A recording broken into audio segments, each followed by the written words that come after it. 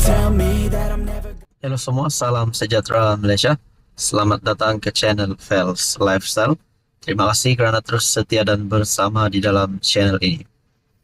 Tuan-tuan dan puan, berkaitan dengan satu isu yang menjadi buah mulut ramai orang, menjadi satu isu yang panas pada ketika ini, iaitu berkaitan dengan kes ataupun isu GISBH.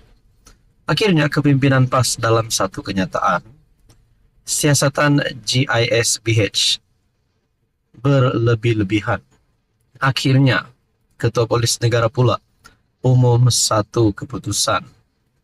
IGP nafi dakwaan PAS siasatan GISBH berlebih-lebihan. Ketua Polis Negara Razaruddin Hussain memaklumkan siasatan terhadap Global Ikhwan Service and Business Holdings GISBH dijalankan mengikut prosedur undang-undang.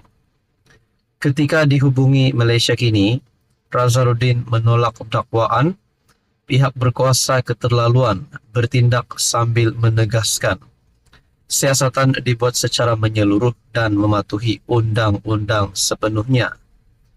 Kita jalankan siasatan mengikut perundangan yang kita ada dan tidak akan berlebih-lebihan.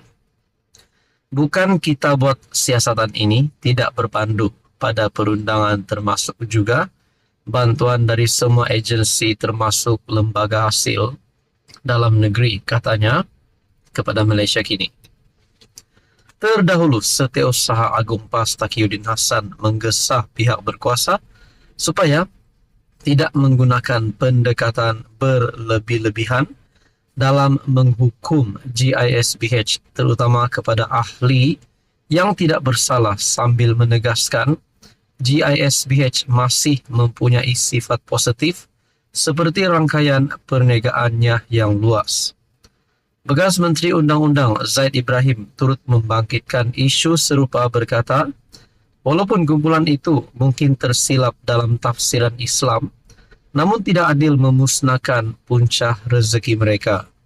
Sebelum ini dilaporkan beberapa perniagaan yang dikaitkan dengan GISBH terjejas berikutan penurunan mendadak pelanggan selepas anggota kumpulan itu didakwa mengeksploitasi serta menderah kanak-kanak selain menyeleweng daripada ajaran Islam.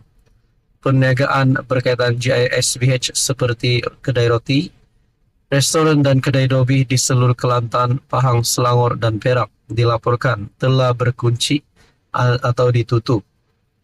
Pada 11 September, polis menyerbu 20 rumah amal dipercayai kendalian GISBH di Selangor dan Negeri Sembilan.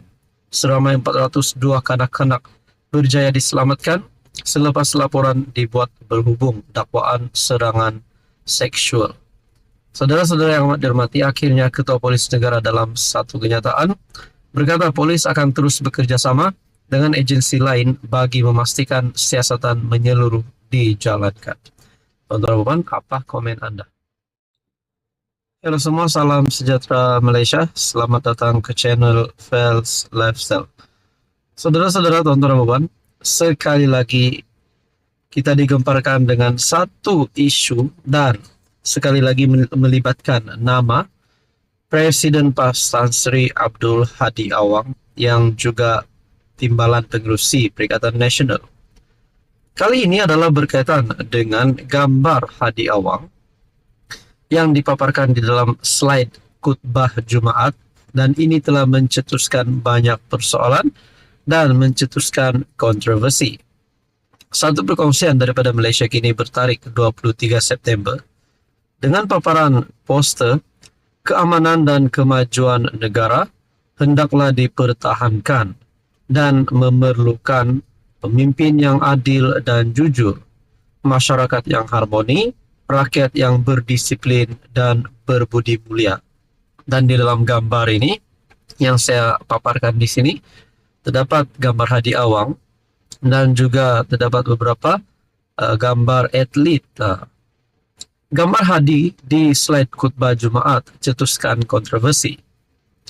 Khutbah Jumaat di semua surau dan masjid di Melaka pada 20 September mencetuskan kontroversi apabila slide yang dikendalikan oleh Jabatan Agama Islam Melaka, JAIM, memaparkan wajah ahli politik pembangkang. Dalam slide JAIM yang bertajuk Negaraku, Tanah Airku, bersempena sambutan Hari Malaysia 16 September, wajah Presiden PAS Abdul Hadi Awang juga diselitkan. Saya sendiri nak persoalkan kenapa wajah seorang ahli politik pembangkang diletakkan di dalam slide tersebut. Sedangkan perkara ini, bagi saya, slide ini dikendalikan oleh Jabatan Agama Islam Melaka. Ia diletakkan bersebelahan dengan sepotong ayat berbunyi, keamanan dan kemajuan negara hendaklah dipertahankan dan memerlukan pemimpin yang adil dan jujur, masyarakat yang harmoni, rakyat yang berdisiplin dan berbudi mulia.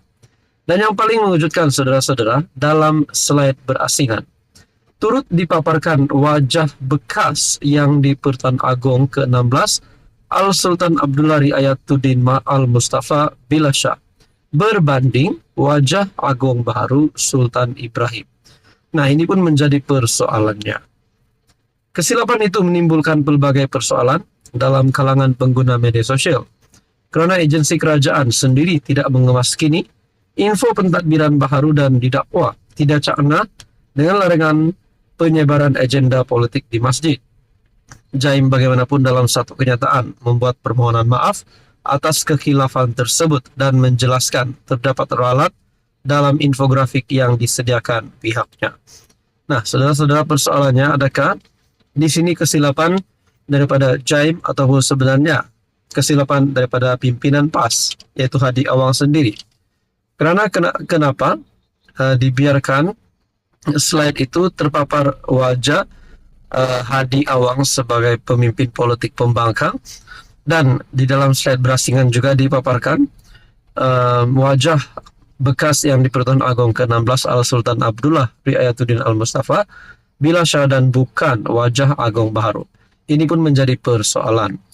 Saudara-saudara, adakah dengan ini PAS Hadi Awang bakal berdepan dengan tindakan undang-undang? Nah, itu menjadi persoalannya. Di dalam artikel ini juga berkata, ini adalah perkara yang serius dan meminta maaf saja tidak mencukupi. Seseorang perlu dihukum atas perkara itu. Antaranya, seorang aktivis politik bernama Edi Nur Redwan mempersoalkan sekiranya terdapat lubuk walaun dalam organisasi JAIM. Dalam satu video di TikTok, Edi yang berbaju T Pakatan Harapan menggesah tindakan tegas terhadap pihak yang bertanggung jawab. Ini adalah perkara yang serius. Dia juga mencabar Ketua Pemuda UMNO Dr. Akmal Saleh yang juga adalah Exco Kerajaan Negeri Melaka supaya mengeluarkan kenyataan dan tidak mendiamkan diri. Edi juga mempersoalkan jika terdapat lubuk walaun dalam organisasi JAIM. Tuan-tuan dan puan, apa komen Anda?